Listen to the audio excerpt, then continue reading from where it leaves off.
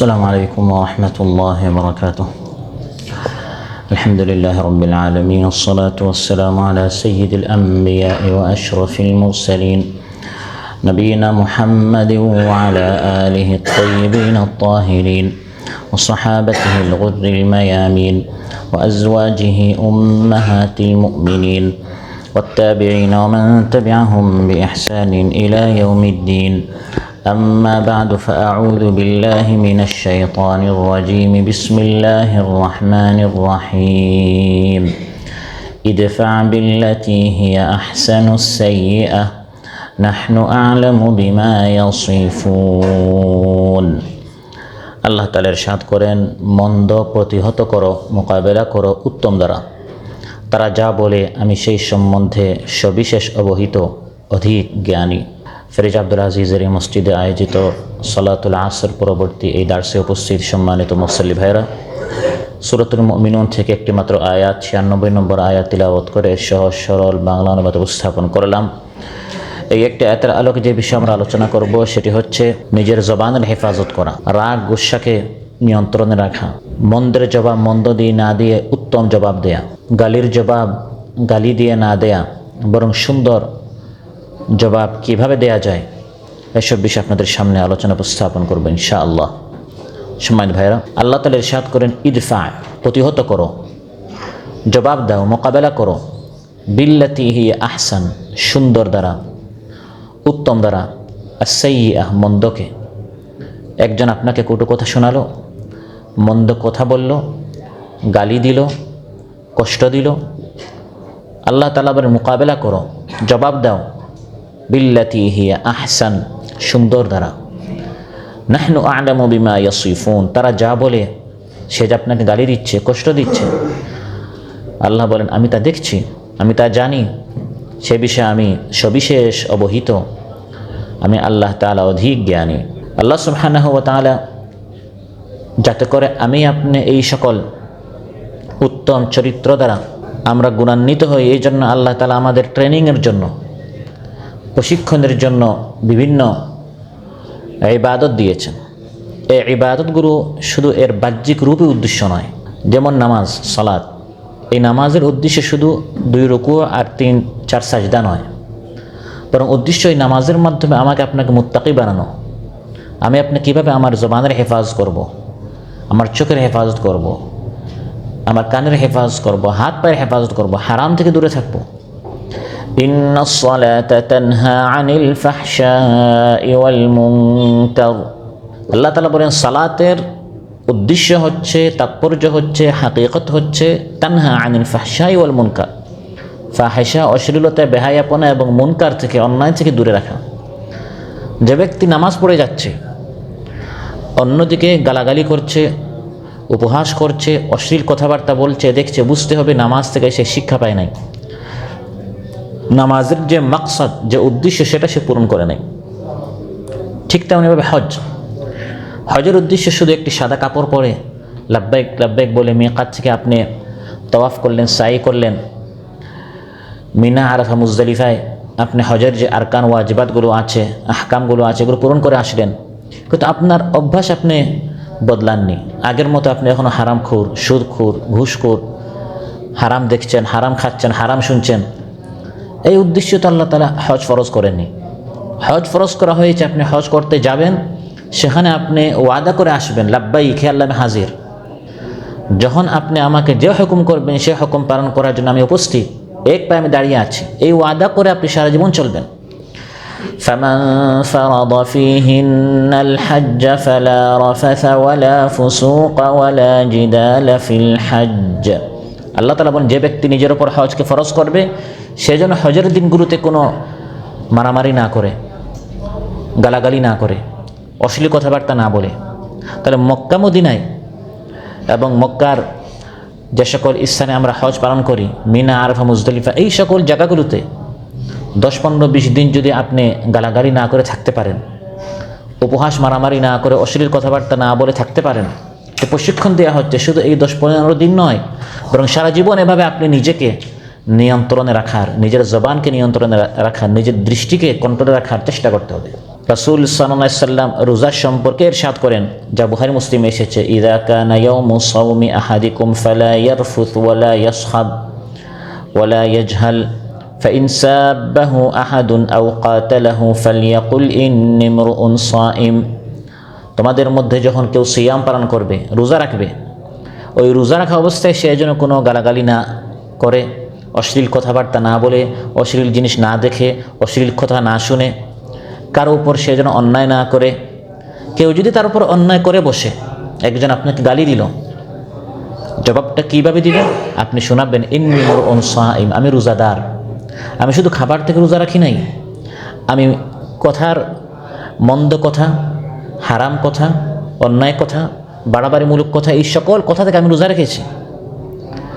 12-13 ঘন্টা যদি আপনি এই সকল হারাম কথা থেকে, গালাগালি থেকে, মন্দের জবাব মন্দ দ্বারা দেয়া থেকে রোজা রাখতে পারেন, বাকি যে রাত্রের 12 ঘন্টা, 11 মাস যে বাকি আছে, 1 মাস যদি আপনি পারেন, বাকি 11 মাস করা যায় না?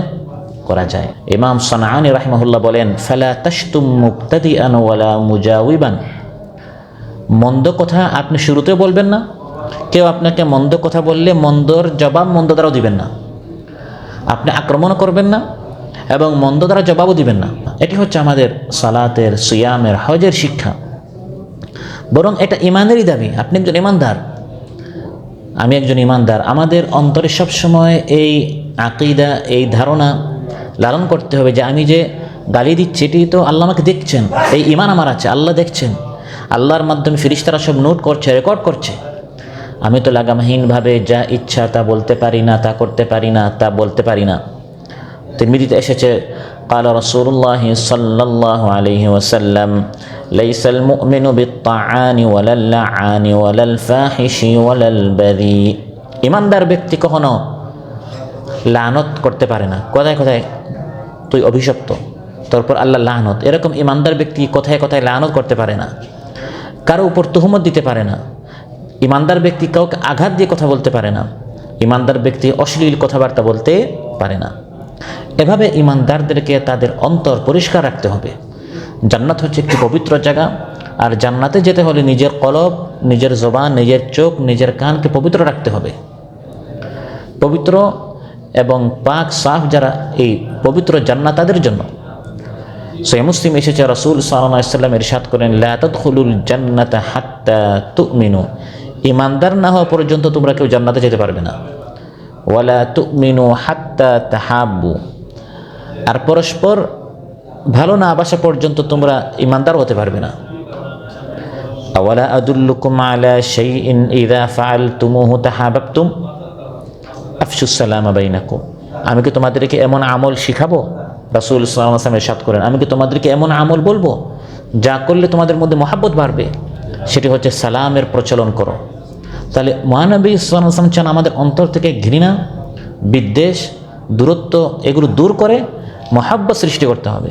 সালাম দিলে মহাব্বত বাড়ে, দূরত্ব দূর হয়ে আমাদের একজন আরেকজন আমরা কাছাকাছি আসি। মুচকে হাসি দিতে হবে, তাবাসসুমুকা ফি ওয়াজহি আখিকা সাদাকা, ইমানদার ব্যক্তির মুখে মুচকে হাসি দেওয়াটা একটা সাদাকা। সুবহানাল্লাহ। একজন আরেকজনের আমি দোয়া করবো, হে আল্লাহ তুমি তাকে দিচ্ছ, তাকে তুমি আরও বাড়িয়ে দাও, আমাকেও দাও, তাকেও দাও। এমন নয় যে আমার হোক না হোক, তার জন্য না হয়। এই ধরনের যদি হিংসা বিদ্বেষ অন্তরে থাকে, একটা গালি দিলাম, 10টা গালি দিলাম, আমি প্রতিশোধে বিশ্বাসী, তার ক্ষতি হোক, তার পতন হোক, ধ্বংস হোক, সবসময় একজন ইমানদার আর একজন ইমানদার এর প্রতি যদি এই চিন্তা এবং এই ধরনের ফিকির নিয়ে সে সবসময় চলে, এই ধরনের ইমানদার তো জান্নাতে সে শুরুতে যেতে পারবে না, বরং এই সকল অপবিত্র চিন্তার জন্য, চরিত্রের জন্য তাকে আগে জাহান্নামে যেতে হবে, শাস্তি পেতে হবে। ইমানদারদের গুণ আল্লাহ তাআলা উল্লেখ করছেন যে তারা দোয়া করে, والذين جاءوا من بعدهم يقولون ربنا اغفر لنا ولإخواننا الذين سبقونا بالإيمان ولا تجعل في قلوبنا غلا للذين آمنوا ربنا إنك رؤوف رحيم। ইমানদাররা দোয়া করে, হে আল্লাহ আমাদেরকে ক্ষমা করে দাও, আমাদের আগে যে সকল ইমানদারেরা এসেছে তাদেরকেও ক্ষমা করে দাও, এবং কোনো ইমানদারের প্রতি যেন আমার অন্তরে কোনো ঘৃণা না থাকে, আমি ক্ষমা করে দিব। মাফ করে দিব। সে আমাকে কষ্ট দিয়েছে, আমি সুন্দর দ্বারা, উত্তম দ্বারা আমি এর জবাব দিব, যাতে করে আমার অন্তরে তার প্রতি কোনো ঘৃণা না থাকে, কোনো শত্রুতা আমি পোষণ না করি। এমনকি ইসলাম সেই সকল কাজ কর্ম নিষেধ করে দিয়েছে যেই সকল কাজের মাধ্যমে অন্তরে দূরত্ব সৃষ্টি হয়, শত্রুতা সৃষ্টি হয়, ঘৃণা, আদা ও দুশ্মনী সৃষ্টি হয়, যেমন মদ, যেমন জুয়া। এগুলো ইসলাম কেন নিষেধ করেছে? কারণটা আল্লাহ তাআলা উল্লেখ করছেন, ইন্নামা ইউরিদুশ শাইতানু আন ইউকিআ বাইনাকুমুল আদাওয়াতা ওয়াল বাগদাআ ফিল খামরি ওয়াল মাইসিরি ওয়া ইয়াসুদ্দাকুম আন যিকরিল্লাহি ওয়া আনিস সালাহ ফাহাল আনতুম মুনতাহুন।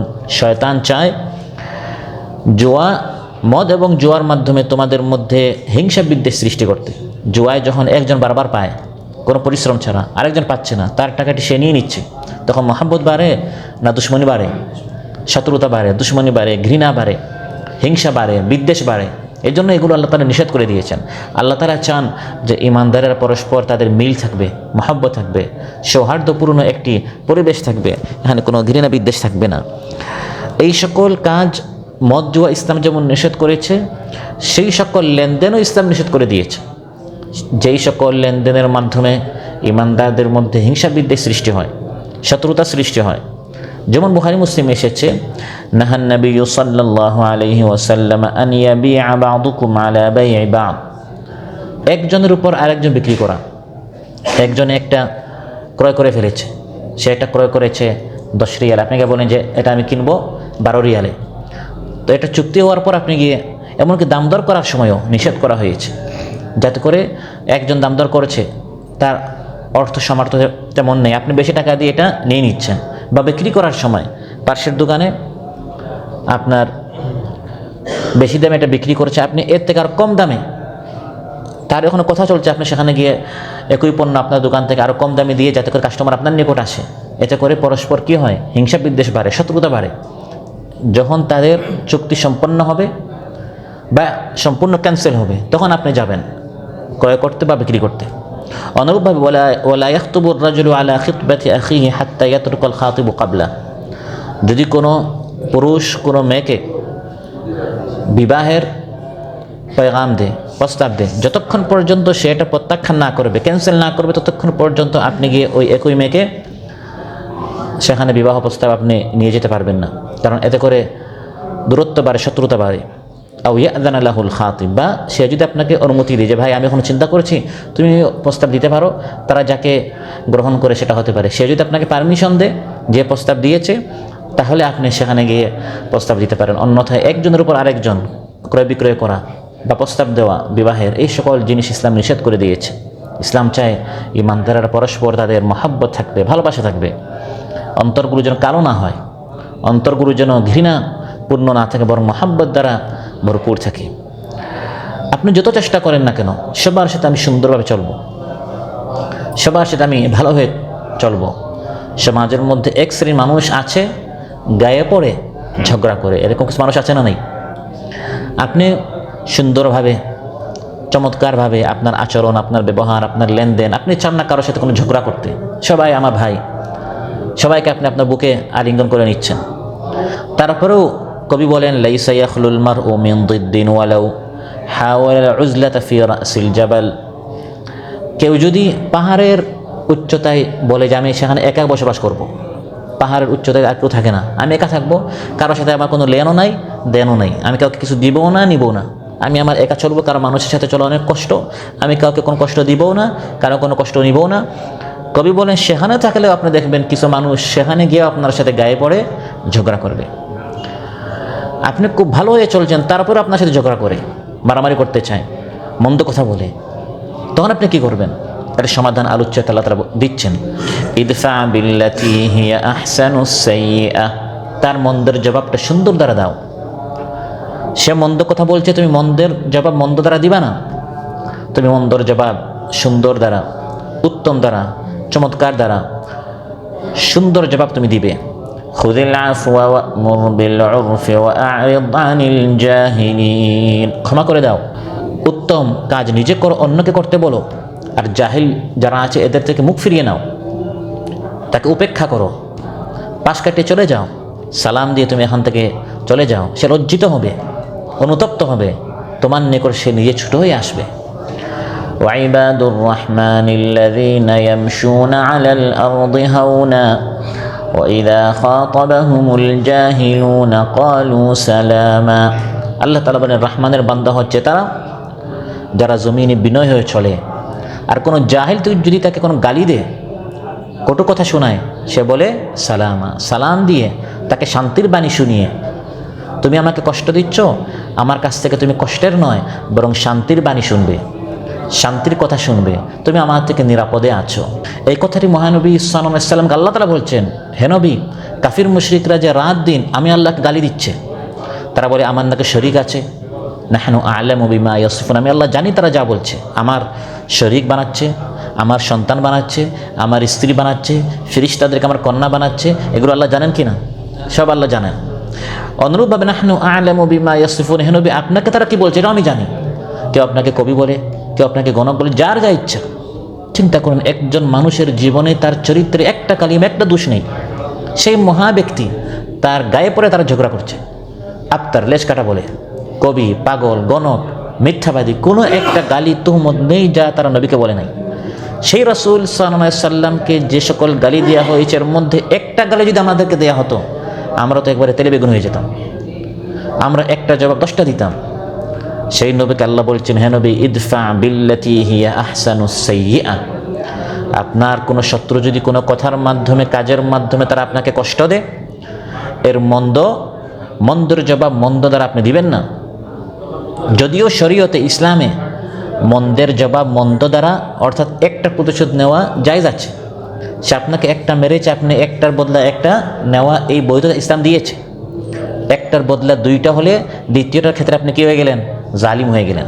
একটার বদলা 2টা, একটার বদলা 3টা, এই যে একটার পরে যেটা, এটা আপনি তখন আপনি প্রতিশোধ নিতে গিয়ে জালিম হয়ে গেছে।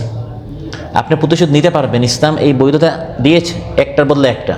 কিন্তু উত্তম পন্থাটি ইসলাম শিখিয়ে দিয়েছে যে উত্তম হচ্ছে মাফ করে দেওয়া, উত্তম হচ্ছে ক্ষমা করে দেয়া, এবং এর অনেক উপকারিতা আছে।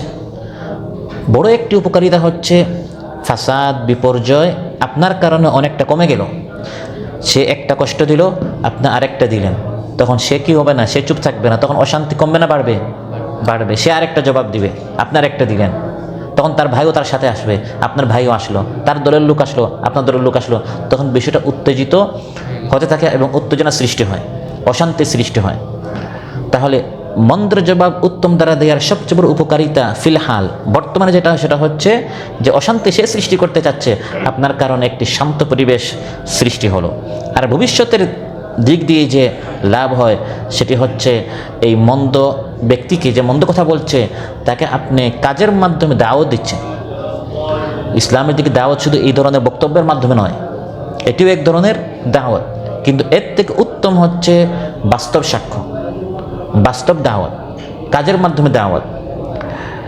فإذا الذي بينك وبينه عداوة كأنه ولي حميم।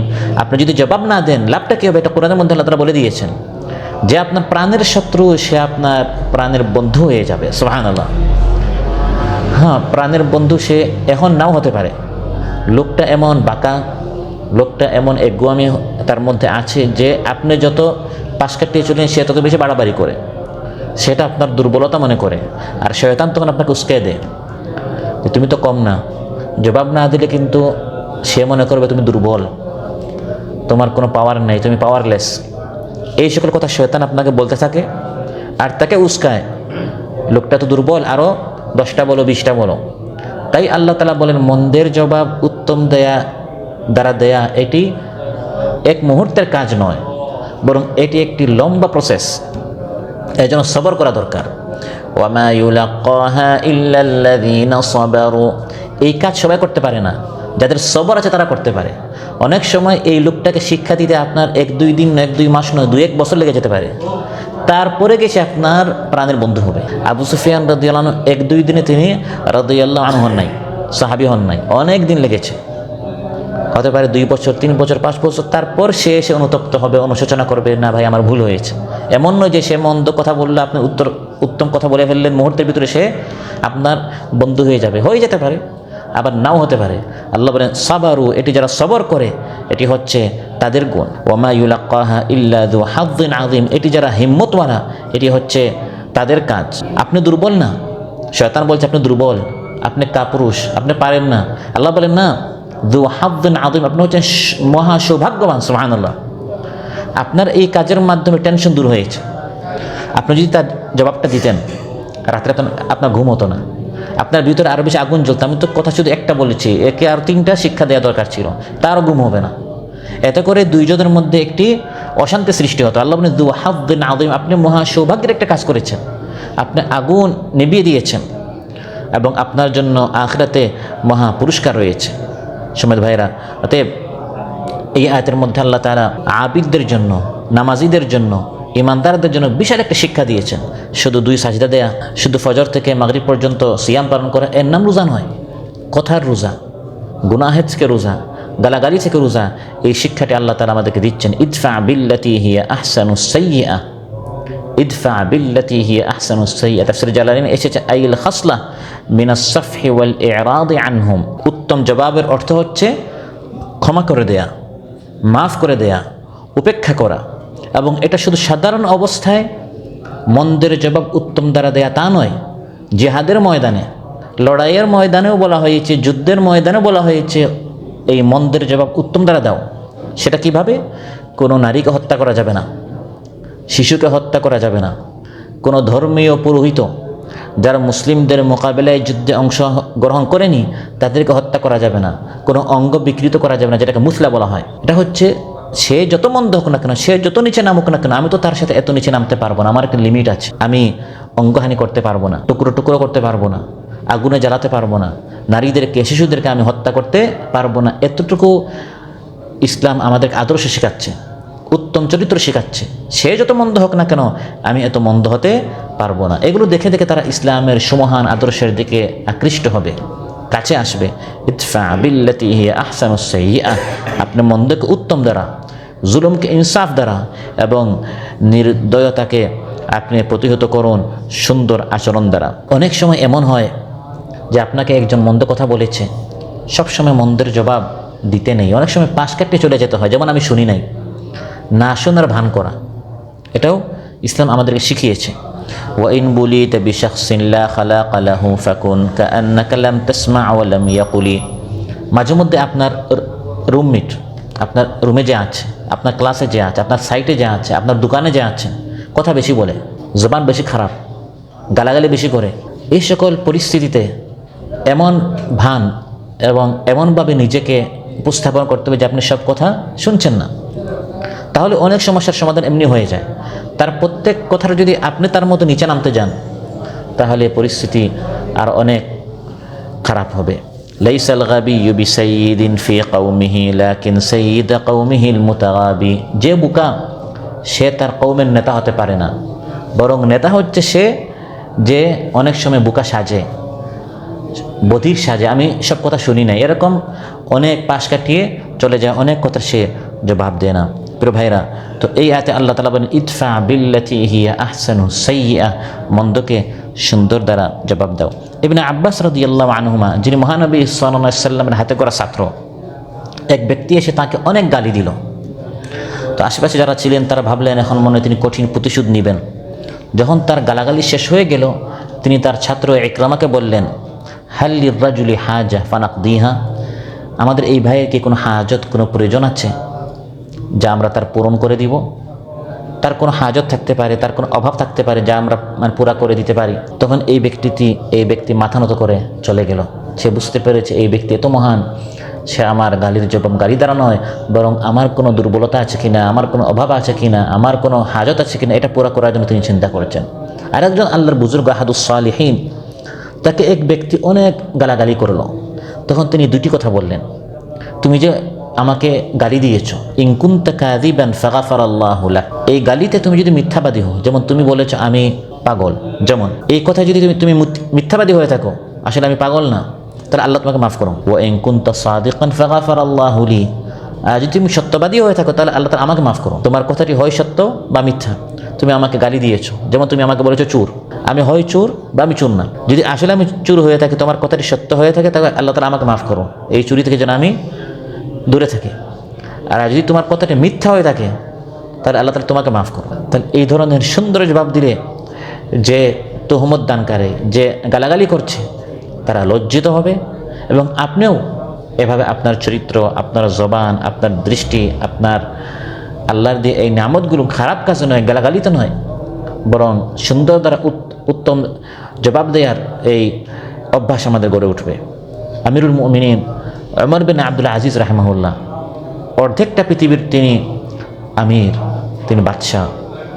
একদিন মসজিদে ঢুকলেন, লাইট ছিল না, ইতিকাফে মানুষ শোয়া ছিল, ভুলে এক ব্যক্তির পায়ে তার পা লেগে গেল, তিনি হেঁটে যাচ্ছেন এবং ওই ব্যক্তি শোয়া ছিল। ওই ব্যক্তি ঘুম থেকে উঠে বলল, আমার জুনুনুন আনতা, তুমি কি পাগল? সে টের পায় না যে তিনি হচ্ছেন আমিরুল মুমিনিন, যার এক ইশারায় তাকে গ্রেফতার করে গায়েব গুম করে দেওয়া সম্ভব ছিল। তিনি বলেন, না আমি পাগল না। আশপাশে যারা ছিল তারা বলল, মা, যে হে আমিরুল মুমিনিন, একটু শুধু ইশারা দেন, কত বড় বেয়াদব, দৃষ্টিটা দেখাচ্ছে যে আমিরুল মুমিনিনকে বলছে পাগল। তিনি বললেন, তোমরা এত অস্থির হচ্ছ কেন? সে একটা প্রশ্ন করেছে, আপনি কি পাগল? আমি এই প্রশ্নের জবাব দিয়েছি যে আমি পাগল না, সমাধান হয়ে গেল। প্রশ্ন এবং উত্তর, সে একটা প্রশ্ন করেছে আপনি কি পাগল, আমি উত্তর দিয়েছি যে আমি পাগল নই, বিষয়টা এখানেই খালাস, শেষ হয়ে গেল। তো এভাবে অনেক কঠিন কঠিন বিষয় আমরা সহজে সমাধান করে দিতে পারি যদি আমরা জবাবটা উত্তম দ্বারা দিই। ইমাম ওয়াহাব বিন মুনাব্বির রাহিমাহুল্লাহকে এক ব্যক্তি এসে বলল, আপনি শুনেছেন অমুক ব্যক্তি কিন্তু আপনাকে নিয়ে অনেক গালাগালি করছে, অনেক মন্দ কথা বলছে। তিনি বললেন, মা ওয়াজাদা শাইতানু বারিদান গায়রাক, শয়তান খবর পৌঁছানোর জন্য তোমাকে ছাড়া আর কাউকে খুঁজে পায় নাই, অর্থাৎ শয়তান তোমাকে খুঁজে পেয়েছে এই কথাটি আমার নিকট পৌঁছাবার জন্য। ইমাম হাসান বসরি রাহিমাহুল্লাহ তিনি শুনলেন যে এক ব্যক্তি বাজারে সবার সামনে দাঁড়িয়ে তাকে নিয়ে অনেক গালাগালি করেছে। আমরা হলে তো পরদিন লোকজন নিয়ে তার নিকট আমরা চলে যেতাম জবাব দেওয়ার জন্য, যে একা নয়, তাও সবার সামনে বাজারে আমাকে নিয়ে খারাপ কথা বলেছে, মার্কেটে সবার সামনে, জনসম্মুখে। তিনি কী করলেন, দোকানে গিয়ে একটা ভালো হাদিয়া কিনলেন, পুরস্কার কিনলেন, গিয়ে তার দরজায় নক করলেন। সে দরজা খুলে দেখছে যে লোকটাকে নিয়ে আমি বাজারে জনসম্মুখে এত গালাগালি করলাম, সে আমাকে এত বড় একটা হাদিয়া, পুরস্কার, উপহার দেওয়ার জন্য এসেছে। বিষয় কি? তিনি বললেন, আমি শুনলাম গতকালকে তুমি বাজারে সবার সামনে আমাকে নিয়ে অনেক খারাপ কথা বলেছো, তো তুমি আমাকে অনেক নেকি দিয়েছো। তুমি যে আমাকে অনেক নেকি দিয়েছো, আমি চিন্তা করলাম এর পুরস্কারের বদলে আমি তোমাকে কী দিতে পারি, কারণ আমি তো আর বেশ কিছু দিতে পারি না, তোমার জন্য ছোট্ট একটা আমি হাদিয়া নিয়ে এসেছি। মূলত উদ্দেশ্য শুধু এই হাদিয়া নয়, এর দ্বারা তাকে অনেক বড় একটা মেসেজ দেওয়া, শিক্ষা দেয়া। প্রিয় ভাইরা, এভাবে আমাদের যারা সালাফে সালেহিন ছিলেন, আম্বিয়া, সাহাবা রাদিয়াল্লাহু আনহুম আজমাইন এবং তাবেঈন, তবে তাবেঈন ইত্যাদি যারা ছিলেন, তারা এভাবে মন্ত্রের জবাব উত্তম তারা দিয়েছেন বিধায় তাদের আখলাকের কথা ইতিহাসের মধ্যে স্মরণ করে লেখা আছে। আল্লাহ সুবহানাহু ওয়া তাআলা আমাদের সবাইকে তৌফিক দান করুন, আমরা যেন আমাদের শুকর হেফাজত করতে পারি, জবানের হেফাজত করতে পারি, আমাদের অঙ্গ প্রত্যঙ্গ চরিত্রের যেন আমরা হেফাজত করতে পারি, আমরা যেন সুন্দর ব্যবহার আচরণ করতে পারি, মন্দের জবাব যেন আমরা উত্তম, সুন্দর এবং চমৎকার জবাব দেওয়ার এই মন মানসিকতা, এই অভ্যাস যেন আমাদের মধ্যে সৃষ্টি হয়। আল্লাহ তাআলা আমাদের সবাইকে তৌফিক দান করুন, আমাদের কলবকে সব ধরনের নিফাক থেকে আল্লাহ তাআলা হেফাজত করুন, আমাদের কলবটা যেন পবিত্র হয়, পরিষ্কার হয়, ইমানদারদের প্রতি মহাব্বত, ভালোবাসা যেন আল্লাহ তাআলা আমাদের কলবে সৃষ্টি করে দেন, আমাদের কলব থেকে, আমাদের অন্তর থেকে রিয়া, প্রদর্শন ইচ্ছা আল্লাহ তাআলা দূর করুন, আমাদের জবান থেকে মিথ্যা, গীবত, চুগলখড়ি, এই সকল বদরুগ আল্লাহ তাআলা আমাদের জবান থেকে দূর করুন, আমাদের জবানকে হেফাজ করুন, এবং সব ধরনের ব্যাধি থেকে, নেফাক, মিথ্যা, এগুলো থেকে আল্লাহ তাআলা আমাদের সবাইকে হেফাজ করুন। এই দেশকে আল্লাহ তাআলা নিরাপদে রাখুন, হেফাজ করুন, আমাদের সকলের জান মাল, ইজ্জত, আবরু, পরিবার পরিজন সবাইকে আল্লাহ তাআলা হেফাজ করুন। আকাশ, জমিন, জলপথ, আকাশপথ, স্থলপথ, সব পথগুলোকে আল্লাহ তাআলা হেফাজ করুন, আমাদের সবাইকে হেফাজত রাখুন, নিরাপদ রাখুন। সুবহানাকাল্লাহুম্মা বিহামদিক, আশহাদু আল্লা ইলাহা ইল্লা আনতা, আস্তাগফিরুকা ওয়া আতুবু ইলাইক। আসসালামু আলাইকুম ওয়া রাহমাতুল্লাহি।